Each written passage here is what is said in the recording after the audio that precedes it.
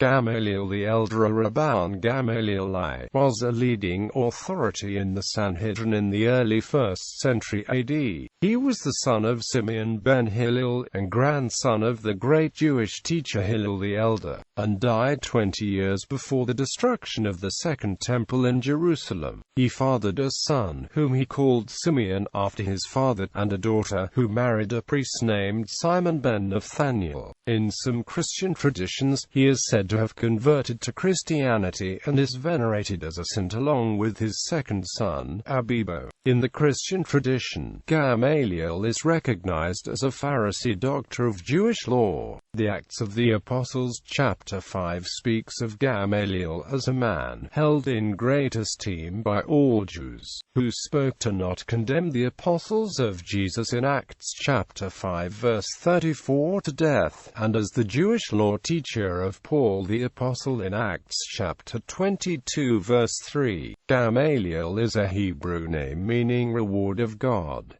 In Jewish tradition, in the Talmud, Gamaliel is described as bearing the titles Nasi and Rabban, as the president of the great Sanhedrin in Jerusalem. Although some dispute this, it is not doubted that he held a senior position in the highest court in Jerusalem. Gamaliel holds a reputation in the Mishnah for being one of the greatest teachers in all the annals of Judaism. Since Rabban Gamaliel the Elder died, there has been no more reverence for the law, and purity and piety died out at the same time. Gamaliel's authority on questions of religious law is suggested by two Mishnaic anecdotes in which the king and queen ask for his advice about rituals. The identity of the king and queen in question is not given, but is generally thought to either be King Herod Agrippa I and his wife Cypros, or King Herod Agrippa II and his sister Berenice. As classical rabbinical literature always contrasts the school of Hillel to that of Shammai and only presents the collective opinions of each of these opposing schools of thought without mentioning the individual nuances and opinions of the rabbis within them. These texts do not portray Gamaliel as being knowledgeable about the Jewish scriptures, nor do they portray him as a teacher. For this reason, Gamaliel is not listed as part of the chain of individuals who perpetuated the Mishnaic tradition. Instead, the chain is listed as passing directly from Hillel to Yohanan ben Zakkai. Nevertheless, the Mishnah mentions Gamaliel's authorship of a few legal ordinances on the subjects of community welfare and conjugal rights. He argued that the law should protect women during divorce, and that, for the purpose of remarriage, a single witness was sufficient evidence for the death of a husband. The Mishnah also contains a saying it attributes to Gamaliel, although it is vague about which particular Gamaliel it means. The saying itself concerns religious scruples. Obtain a teacher for yourself, keep yourself far from doubt, and only infrequently give a tithe using general valuation. Various pieces of classical rabbinic literature additionally mention that Gamaliel sent out 3 epistles, designed as notifications of new religious rulings, and which portray Gamaliel as the head of the Jewish body for religious law. 2 of these 3 were sent, respectively, to the inhabitants of Galilee and the Darum, and were on the subject of the Levite tithe. The 3rd epistle was sent to the Jews of the diaspora, and argued for the introduction of an intercalary month. Since the Hillel school of thought is presented collectively, there are very few other teachings which are clearly identifiable as Gamaliel's. There is only a somewhat cryptic dictum, comparing his students to classes of fish, a richly impure fish, one who has memorized everything by study, but has no understanding, and is the son of poor parents, a richly pure fish, one who has learned and understood everything, and is the son of rich parents, a fish from the Jordan River, one who has learnt everything, but doesn't know how to respond, a fish from the Mediterranean, one who has learnt everything, and knows how to respond in some manuscripts of Dunashib and Tamim's 10th century Hebrew commentary on the Sefer Yetzirah. The author identifies Gamaliel with the physician Galen. He claims to have seen an Arabic medical work translated from Hebrew entitled The Book of Gamaliel the Prince, called Galenos among the Greeks. However, since Galen lived in the 2nd century and Gamaliel died during the mid-1st century, this is unlikely.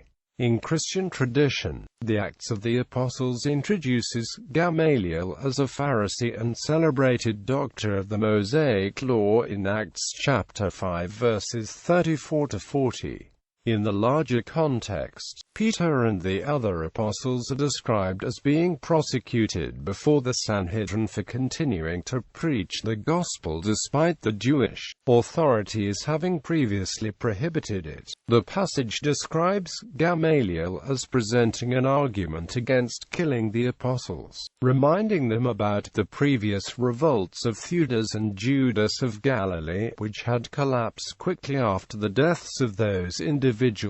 Gamaliel's advice was accepted after his concluding argument, "And now I say unto you, refrain from these men, and let them alone. For if this counsel or this work be of men, it will come to naught. But if it be of God, ye cannot overthrow it, lest haply ye be found even to fight against God." Acts chapter 5 verses 38 to 39. The book of Acts later goes on to describe Paul the apostle recounting that, although born in Tarsus, he was brought up in Jerusalem, at the feet of Gamaliel, taught according to the perfect manner of the law of the fathers. No details are given about which teachings Paul adopted from Gamaliel, as it is assumed that as a Pharisee, Paul was already recognized in the community at the time as a devout Jew. Also, how much Gamaliel influenced aspects of Christianity is unmentioned. However, there is no other record of Gamaliel ever having taught in public, but the Talmud does describe Gamaliel as teaching a student who displayed impudence in learning, which a few scholars identify as a possible reference to Paul. The relationship of Paul the Apostle and Judaism continues to be the subject of scholarly debate. Helmut Koester, professor of divinity and of ecclesiastical history at Harvard University, questions if Paul studied under this famous rabbi, arguing that there is a marked contrast in the tolerance that Gamaliel is said to have expressed about Christianity with the murderous rage against Christians that Paul is described as having prior to his conversion. In the apocryphal Gospel of Gamaliel, he figures as a witness to the raising of a dead man at Jesus' tomb. Veneration ecclesiastical tradition maintains that Gamaliel had embraced the Christian faith, and his tolerant attitude toward the early Christians is explained by this.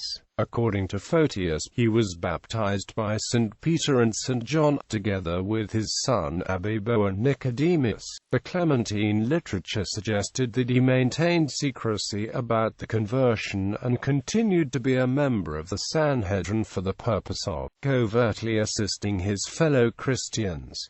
Some scholars consider the traditions to be spurious. The Eastern Orthodox Church venerates Gamaliel as a saint, and he is commemorated on August 2nd, the date when tradition holds that his relics were found, along with those of Stephen the protomartyr, Abibo, and Nicodemus. The traditional liturgical calendar of the Roman Catholic Church celebrates the same feast day of the finding of the relics on August 3rd. It is said that in the 5th century, by a miracle, his body had been discovered and taken to Pisa Cathedral. Gamaliel is referred to in the 15th century Catalan document Acts of Clatza.